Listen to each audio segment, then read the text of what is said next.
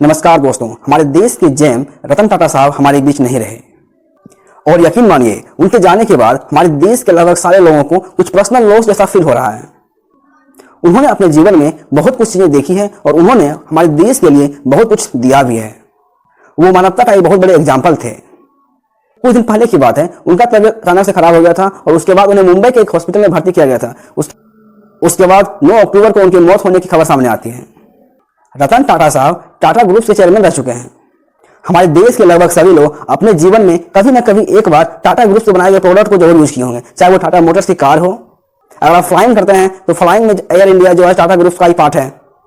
मतलब साफ है, हमारे देश में जितने भी तरह के प्रोडक्ट हो सकते हैं, चाहे वो टेक्नोलॉजी हो या फिर फैशन हो या फिर फूड प्रोडक्ट हो, उन सभी में टाटा का आज कहीं ना कहीं रोल है। टेक्नोलॉजी में भी टाटा का कोई बराबरी नहीं कर सकता है। टाटा की कंपनी है टीसीएस, टाटा कंसल्टिंग सर्विसेज, जो आज इंडिया की सेकेंड लार्जेस्ट एम्प्लॉयर है इंडियन रेलवे के बाद। इसके अलावा टाटा की और कई सारी कंपनी है, जैसे टाटा मोटर्स है, टाटा इलेक्ट्रॉनिक्स है, टाटा पावर्स है, टाटा और इतने सारे ग्रुप्स हैं टाटा के पास। आज टाटा के पास लगभग 100 से भी ज्यादा कंपनी है जो आज टाटा अपने साथ लेकर काम कर रही है। टाटा ग्रुप को अचानक खड़ी हुई कंपनी नहीं है। इस कंपनी को खड़ी होने के पीछे लगभग 200 साल पुराना इतिहास है। चलिए आज हम जानते हैं कि टाटा ग्रुप जो इंडिया की सबसे पुरानी और सबसे बड़ी कंपनी है, उसका शुरुआत कैसे हुआ था और इसका फाउंडेशन कहां से हुआ था। टाटा ग्रुप का शुरुआत लगभग आज से 200 साल पहले 1822 में हुआ था। 1822 में गुजरात के एक पारसी परिवार में एक बच्चे का जन्म होता है जिसका नाम नसरवान जी टाटा था। नसरवान जी टाटा को बचपन से कुछ बड़ा करने का शौक था, जिसके चलते उन्होंने 20 साल की उम्र में ही अपने शहर को छोड़ के वो मुंबई आ गए और मुंबई आकर उन्होंने कॉटन एक्सपोर्ट करने के काम को शुरू किया। उनका सबसे बड़ा प्रॉब्लम उस समय यह था कि उसकी बाल विवाह हो गई थी और उनके कुछ बच्चे भी थे, तो उनके साथ वो अपने परिवार के समेत अपने गुजरात से उड़कर वो मुंबई आए थे, जिन्हें वो लेकर अपनी कंपनी को साथ में लेकर चल रहे थे।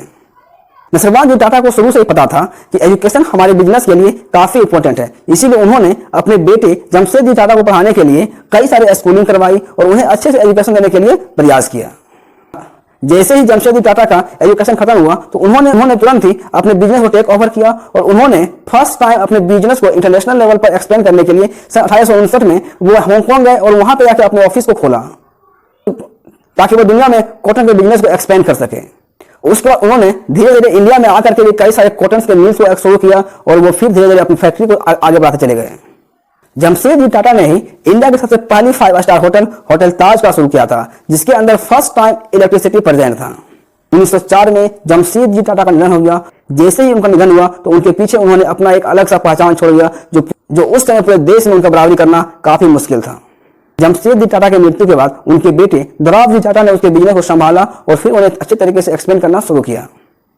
जमशेद जी टाटा जिन्होंने स्टील फैक्ट्री मैन्युफैक्चरिंग का शुरुआत किया था, वो लगभग 1910 में वो फैक्ट्री बनकर तैयार हो गया था और उसी में वर्ल्ड वॉर फर्स्ट होने का अनाउंस भी हुआ था।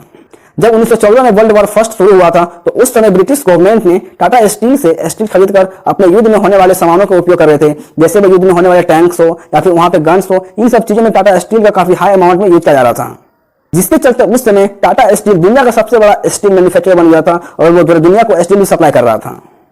टाटा स्टील का क्वालिटी इतना अच्छा था, उसके स्टील से बने हुए टैंकों के ऊपर बमों का कोई असर नहीं हो रहा था, जिसके चलते जैसे ही वर्ल्ड वॉर फर्स्ट खत्म हुआ, ब्रिटिश गवर्नमेंट ने उस कंपनी को अपने ही टाटा स्टील की कंपनी को ब्रिटेन में भी एक्सपेंड करने का परमिशन दिया और वहां से फिर टाटा स्टील ने पूरी दुनिया में अपने बिजनेस को एक्सपेंड करना शुरू किया। दोराब जी टाटा ने 1938 में उन्होंने टाटा ग्रुप को छोड़ दिया। उसके बाद उनके दूर के कजन्स जहांगीर रतन टाटा ने उनके बिजनेस को संभाला, जिन्हें शॉर्ट में जेआरडी टाटा ये बोलते हैं। जेआरडी टाटा फ्रांस में एक पायलट थे, उन्हें फ्लाइंग का काफी शौक था, इसीलिए जब जेआरडी टाटा ने टाटा ग्रुप को संभाला तो उसके बाद उन्होंने टाटा ग्रुप के अंदर अपनी एक एयरलाइन शुरू करने की बात की। जेआरडी टाटा ने ही अपने ही समय में उन्होंने टाटा एयरलाइंस का शुरू किया था, जो उस समय देश की पहली एयरलाइंस भी थी। टाटा एयरलाइंस का नाम बाद में बदल करके एयर इंडिया कर दिया गया था, जो बाद में दुनिया में काफी फेमस भी हुई थी। टाटा इंडस्ट्रीज की ये सारी बातें आजादी से पहले की थी। 15 अगस्त 1947 को हमारे देश को आजादी मिली और इसी के साथ नेहरू सरकार ने अपने देश के अंदर कई सारे बदलाव किए, जिसमें से एक बदलाव था कि हमारे देश के अंदर जितनी बड़ी से बड़ी कंपनीज हैं उसे नेशनलाइज करना, ताकि वो हमारे देश के इकोनॉमी को बूस्ट कर सके। और इसी पॉलिसी के चक्कर में टाटा इंडस्ट्रीज के एयर इंडिया को भी गवर्नमेंट ने अपने अंदर ले लिया, जिससे जेआरडी टाटा का दिल टूट गया था। और इसके बाद भी जेआरडी टाटा नहीं रुके और वो अपने बिजनेस को कंटिन्यूसली आगे बढ़ाते चले गए। 1945 में टाटा मोटर्स ने अपना पहला रैन इंजन को बनाया था। उसके बाद टाटा इंडस्ट्रीज ने फर्स्ट टाइम 1968 में टीसीएस टाटा कंसल्टिंग सर्विस शुरू किया था, जो डेटा बेस्ड काम कर रही थी। जे.आर.डी. टाटा ने हेल्थ सेक्टर में भी बहुत बड़ा काम किया था। उन्होंने कैंसर का इलाज करने के लिए कैंसर ट्रेनिंग इंस्टीट्यूट और रिसर्च इंस्टीट्यूट को खोला था, जिसमें हजारों पेशेंट वहां आकर अपना इलाज करवाते हैं। उन्होंने अपने टाइम में ही टाटा इलेक्ट्रॉनिक्स का शुरुआत किया था, टाटा सॉल्ट का शुरुआत किया था, टाटा और कई सारे ऐसे इंडस्ट्रीज जो उस समय जे.आर.डी. टाटा ने अपने रहते हुए शुरू किया था। जे.आर.डी. टाटा ने लगभग 52 साल के लिए टाटा इंडस्ट्रीज के चेयरमैन रहे थे और उस समय उन्होंने लगभग 90 कंपनीज को अपने अंदर इन्वॉल्व किया था और 90 तरह के अलग अलग सर्विसों को देना शुरू किया था। और इसके बाद सन 1991 में जमशेदजी टाटा के पोते रतन टाटा ने इसे संभाला था। रतन टाटा, जिनका पूरा नाम रतन नवल टाटा था, उनका जन्म 1938 में हुआ था। उन्होंने अपनी बेसिक पढ़ाई शिमला से की। उसके बाद उन्होंने दुनिया के सबसे बेस्ट यूनिवर्सिटी में जाकर अपने मास्टर्स किए, अपने अंडर ग्रेजुएट्स किए और उन्होंने अपनी पढ़ाई कंप्लीट की। उन्होंने 1961 में टाटा इंडस्ट्रीज को ज्वाइन किया था और उसके बाद उन्होंने टाटा स्टील्स के अंदर एज ए शॉप फ्लोर काम किया था। रतन टाटा के परफॉर्मेंस को देख करके 1991 में उन्हें टाटा इंडस्ट्रीज का चेयरमैन बना दिया गया था। रतन टाटा ने अपने ही समय में जगुआर लैंड रोवर जैसी बड़ी मोटर्स कंपनी को खरीद करके टाटा मोटर्स में शामिल कर लिया था। उसके बाद उन्होंने यूरोप की एक बहुत बड़ी स्टील कंपनी जिसे खरीद करके उन्होंने फिर से टाटा स्टील्स के अंदर शामिल कर लिया था और इसके बाद उन्होंने पूरी दुनिया में अपनी एक अलग पहचान बनाई थी। 1947 में गवर्नमेंट ने जो टाटा की एयर इंडिया कंपनी को अपने अंदर ले लिया था, उसके बाद गवर्नमेंट के अंदर वो एयर इंडिया कंपनी अच्छे से ग्रो नहीं कर रही थी, गवर्नमेंट को काफी नुकसान हो रहा था, जिसके चलते गवर्नमेंट ने उसे फिर से बेचने का फैसला किया। उसके बाद टाटा इंडस्ट्रीज ने फिर से उसे खरीद करके अपने कंपनी का भी एक पार्ट आज बना लिया है।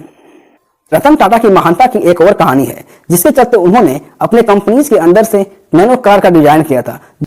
रतन टाटा जब इस नैनो कार को लॉन्च कर रहे थे तो उस समय उन्होंने एक कहानी सुनाई थी। तो उन्होंने कहा था वो एक ऐसे परिवार को देखे थे जो स्कूटर पे जा रहे थे और वो बारिश में भीगते हुए जा रहे थे, जिसे देखकर उनके अंदर ये आइडिया आया कि हो ना हो लगभग एक स्कूटर के प्राइस में ही एक कार को बना दिया जाए, ताकि एक कोई भी देश का एक आम आदमी भी अपने कार में सफर कर सके और वो अपने लाइफ को इजी बना सके। हाँ, ये एक अलग बात है कि नैनो कार की जो कंपनी थी वो अधिक दिन तक नहीं टिक पाई, क्योंकि इनका मार्केटिंग का पॉलिसी कुछ अलग था। उन्होंने हमारे देश के अपलिफ्टमेंट करने में काफी मदद की है। रतन टाटा सर को जानवरों से काफी प्यार था।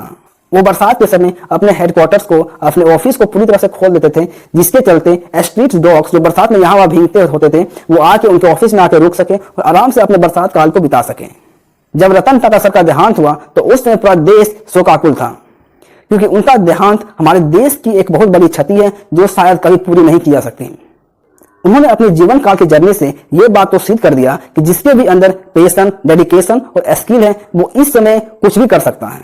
वो वास्तव में इंसानियत की एक बहुत बड़ी मिसाल है। महाराष्ट्र सरकार ने उन्हें भारत रत्न देने के लिए केंद्र सरकार से मांग की है, जो भारत की एक सर्वोच्च नागरिक पुरस्कार है।